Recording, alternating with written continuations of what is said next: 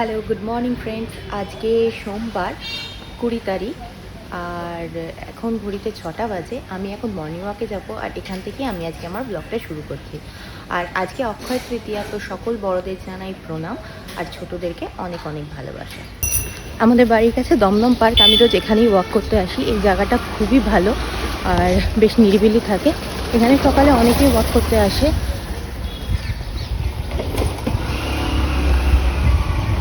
ও সামনের এখানে একটা মাঠ আছে, সেখানে দৌড়াতে যায় আর আমি এখানে হাঁটতে আসি। এখানে বেশ পুকুর আছে, গাছপালা আছে, পরিবেশটা বেশ ভালো থাকে সকালবেলা আর ক্রাউডটাও ভালো। তো ওয়াক কমপ্লিট হয়ে গেছে, এখন আমি ফেরার পথে নিয়ে নেবো ফুল আর মিষ্টি। আজকে অক্ষয় তৃতীয়া। আর কিছু না, কত হলো আমার? এখান থেকে আমি ফুল নিয়ে নিয়েছি, এখন নিয়ে নেবো মিষ্টি। এখানে সামনে শ্রীকৃষ্ণ সুইটস, এখান থেকে মিষ্টি নিয়ে নেবো।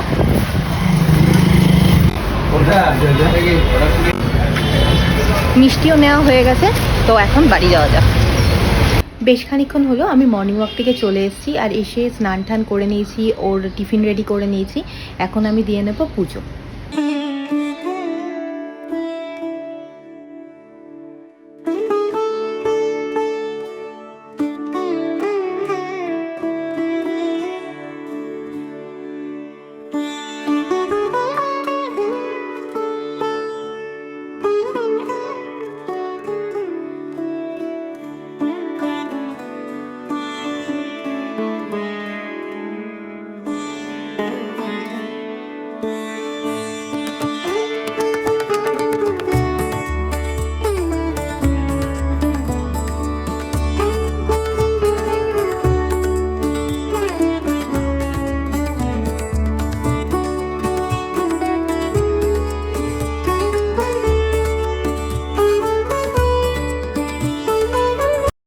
অফিস যাবে, তাই খাবারটা আমি বানিয়ে দিচ্ছি। আমি একটা ডিমের অমলেট করে দিচ্ছি ওকে এখানে।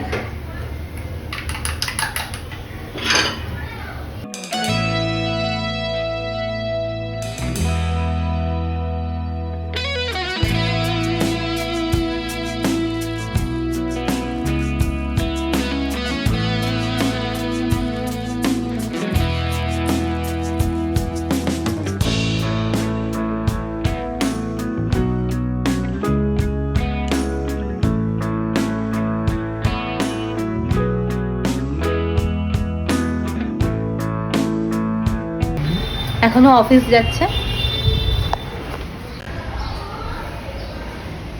এখন তামঝাম পড়ছে। এরপর তো কেউ চিনতেই পারবে না। চিনে কাজ কি রাস্তায়?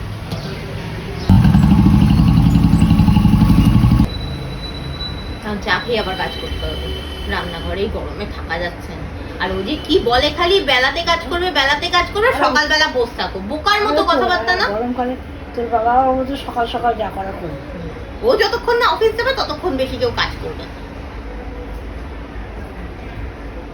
বাহ, এই গরমের মধ্যে রান্নাঘরে ঢোকা মানে প্যাথেটিক ব্যাপার। আজকে হালকা পাতলা ওই পনিরের তরকারি করে নিচ্ছি, আর আজকে তো ভাত খাবে না, তো একটু লুচি বা পরোটা করে নেব।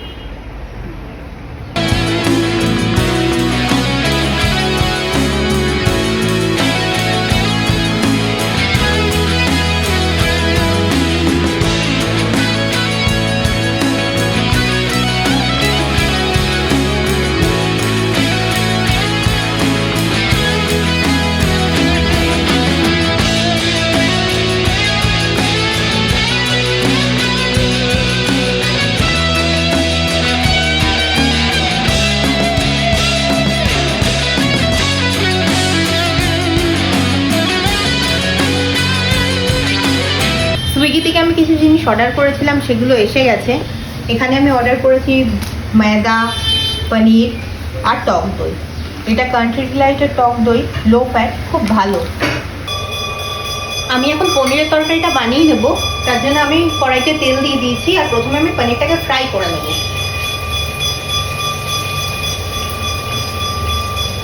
নিচে পুজো হচ্ছে, তাই ঘন্টা বাজছে এত। পনিরগুলো ফ্রাই হয়ে গেছে, আমি এগুলোকে এবার একটা বাটিতে নুন জল রেডি করে রেখেছি, এর মধ্যে সোক করে দেবো। তাতে পনিরটা সফট থাকে খুব। আর ওই তেলেই সামান্য জিরে আর একটু গরম মশলা ফোড়ন দেবো। জিরে আর গরম মশলাটা ফ্রাই হয়ে গেছে, এবার এর মধ্যে দিয়ে দেবো আলু। আলুটা এখন সফট হয়ে গেছে, এর মধ্যে দিয়ে দেবো ক্যাপসিকাম। ক্যাপসিকামটা ফ্রাই হওয়ার পর আমি এর মধ্যে টমেটো আর একটু কাঁচা লঙ্কা দিয়ে দিয়েছি। এবার ওই একটুখানি নেড়ে দেবো যতক্ষণ না টমেটোর কাঁচা গন্ধটা চলে যায়। এবার এর মধ্যে দিয়ে দেবো লঙ্কার গুঁড়ো,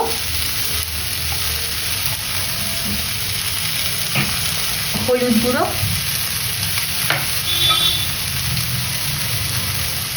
সামান্য জিরে গুঁড়ো আর ধনে গুঁড়ো। সাথে দিয়ে দেবো পরিমাণ মতো নুন।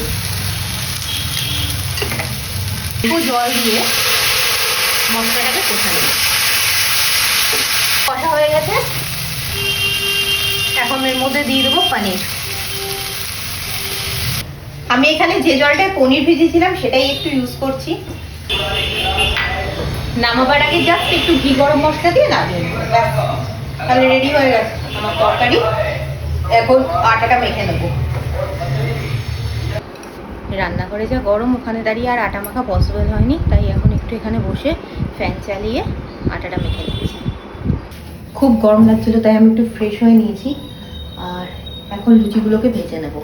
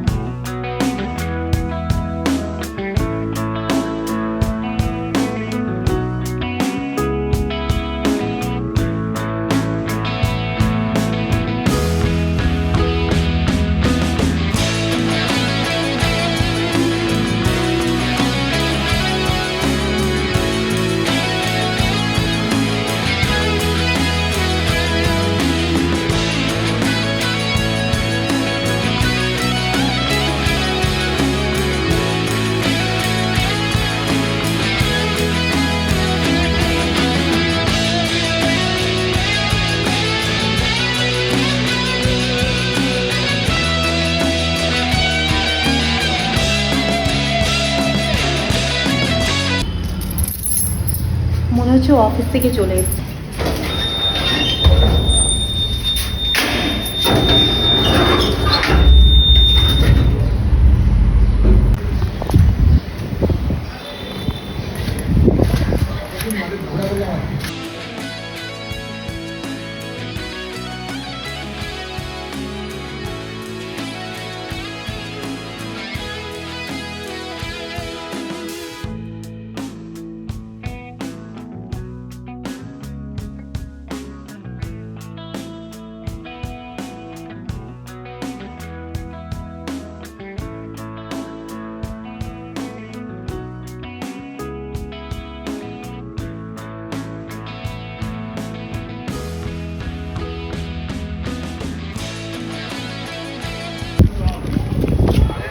এখন আমি যাচ্ছি, সামনে এক দিদি থাকে, তাকে একটুখানি পুজোর প্রসাদ দিতে। সকালেও রোদের মধ্যে আর বেরোতে পারিনি, তাই এখন যাচ্ছি।